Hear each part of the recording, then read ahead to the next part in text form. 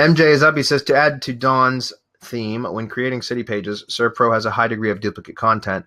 Is that still acceptable? What other ideas or content have you seen added to city pages and would be good to apply? Okay, so here's my thought, and it has been for the last 3 years, Don, or MJ, excuse me, about duplicate content for local sites. I have always tried to avoid that. And I have for at least the last 3 years, I've tried to avoid that. I know people are still building sites and they're using the same content for all local sites, and all they're doing is swapping out the location data. I get that. I don't like to do it because even though it may still work now, and I've been saying this for 3 years and it's still working, I know, but at some point that's going to stop working. And I would hate to build my digital portfolio, build up all my assets with that because it's working now. And so, and have that stop working and I lose everything. Right. And so I've always created unique content. Like, the tree service industry is my biggest lead gen industry. And I've got literally dozens of lead gen sites out there for tree service stuff. And every single page on every single site is unique content.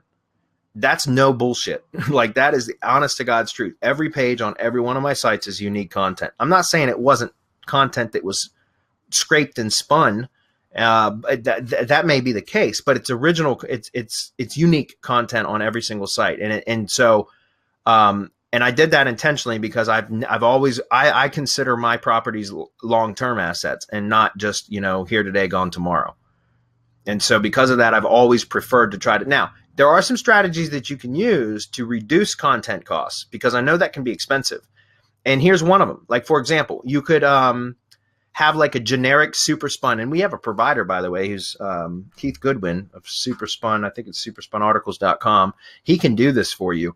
But create like for example, if plumbing's your niche and you've got, you could have a super spun document set up, manually set up, created by somebody like Keith Goodwin of Superspun Articles that you can, talk about just general plumbing stuff that you can use on every single page. But every time you output a new version of it, it's going to be considered unique.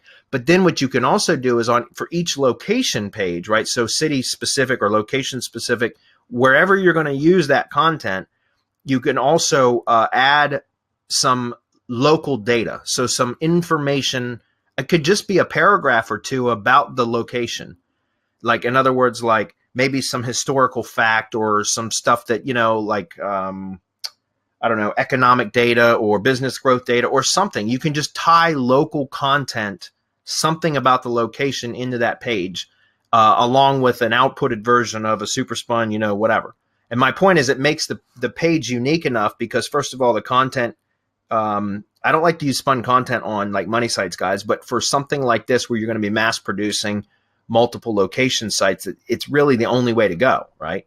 Or else your content costs are going to be astronomical if you're going to be scaling. So get something that's manually spun. And again, Keith Goodwin's Super Spun Articles are a great way to, he's really good at that. Like, they produce really good spun documents. So when you unspin it, it's very readable. It's not like the typical garbage crap that you get from spinning stuff in like your own spinning software, if that makes sense. So you could check that out and try that. But then, by adding additional content that's locally relevant, that's going to be unique on every page, obviously, because you're going to be talking specifically about that location. And so that adds that level of unique, locally relevant content that should actually help it to rank and should also make it safer from potential, penalties in the future for it being duplicate content. Mm. Yeah.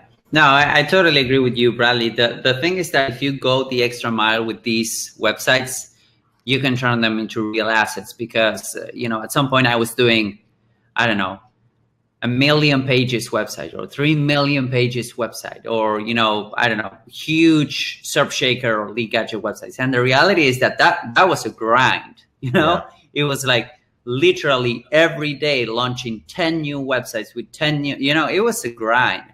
And the reality was it was a churn and burn. It was a real churn and burn strategy because those websites, we all knew that, they weren't going to last. They were all duplicate spun garbage content that were all set up for Amazon and AdSense on some cases and affiliate websites. it was a grind, you know. Yeah. So you can either invest your time a little bit more and turn them into real assets that you can later serve ads to these. This is important because if this is a real asset and you're spending, I don't know, a month setting this up, you want to keep it and expand it and scale it. Or you can go the other route, the lazy quote unquote route, which is never lazy. You're always spending a lot of time and money and resources for a project that you don't know how much it's going to last, and that's destined to fail if you're, using spam tactics. I mean, there are people that make a decent amount of money out of this, and they need to be always on top of things, because otherwise Google can come and they can de-index all of the XYZ websites that you have, and that's a pain in the ass. That's a big blow, and that's that can put your business to sleep real fast. Yeah. So last year we were building. We hired a couple of VAs, and I trained them myself to build those mass page sites using Lead Gadget and the ATM. There's nothing wrong with the software, the application. That worked great. It did exactly what the hell it was supposed to do, which was build 30,000 page sites in a matter of minutes. Like the long part was setting up the content, preparing for the build. Once that was all done, preparing for the build, you click the deploy button, and like within 10 minutes, you got a 30,000 page WordPress site. It was amazing. And it worked. It worked well. But the problem was we had hired 2 VAs, and we built, I think we built 785 sites. I think it was 785. It was just under 800 sites, I believe, on XYZ domains. And, we were paying the labor for these 2 VAs. That was their full-time job, to build sites all day long, 8 hours a day, 5 days a week. And we had, like I said, just under 800 sites. And, think about all those domains we bought. Even like not all of them were XYZs.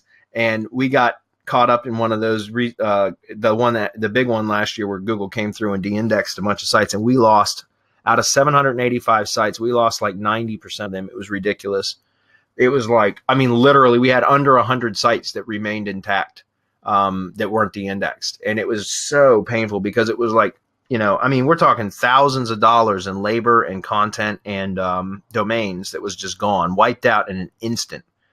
And so we started buying from, and in part of it was the XYZ domains, but that wasn't entirely all of it. So we started buying drop domains, expired domains, using a domain scraper, right? So we go out and find domains and then we would sort by your topical trust flow and try to build on expired domains within at least the same ballpark. So in other words, the content that we were going to be building on that site with the 30,000 pages was relevant to what the topical trust flow theme, the primary theme of that site was. But it was never perfect, because we were doing them in mass. So we had to, we kind of like had a streamlined process of vetting domains, and it wasn't perfect by far, I can tell you that.